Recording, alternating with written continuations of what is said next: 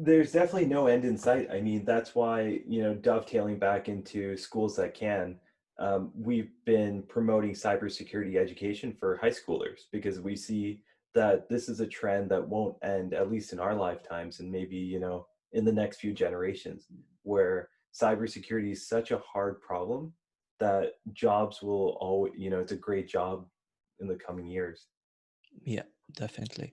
And with all these threats going on, how do you see innovative companies innovating their way through cyber threats? Yeah, absolutely. So I think companies in the cybersecurity space it's obviously an evolving target, right? Like cybersecurity is changing.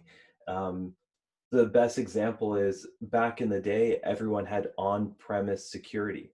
All your machines were on-premise, all your computers were on-premise. So that requires a certain type of security.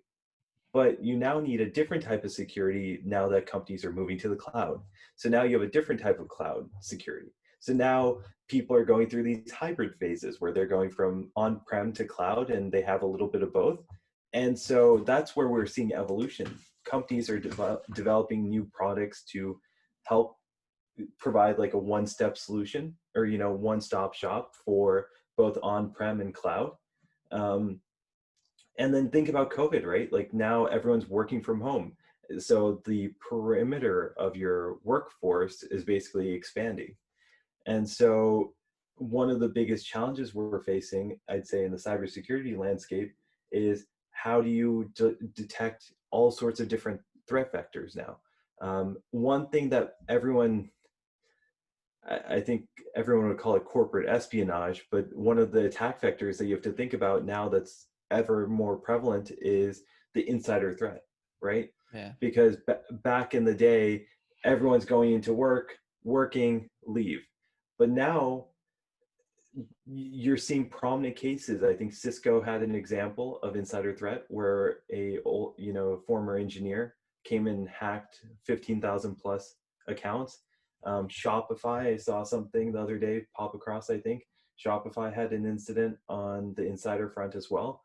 So I think that everyone is facing new threats in the cyber world, and all the companies, like every single cyber company that I can think of, is adding to their core feature set because they realize that there's this like 10 million more problems than you can like come up with solutions. And that's one of the interesting things I think about the cybersecurity space is that there's a whole host of companies that are public today, but then there's hundreds of other cybersecurity problems. So it's a very exciting space because there's so much innovation, so much white space for products like, Zscaler, excellent cloud security product, and they're still adding new features. So it just shows you that no one's got no one's done innovating because there's so much innovation that still needs to be done.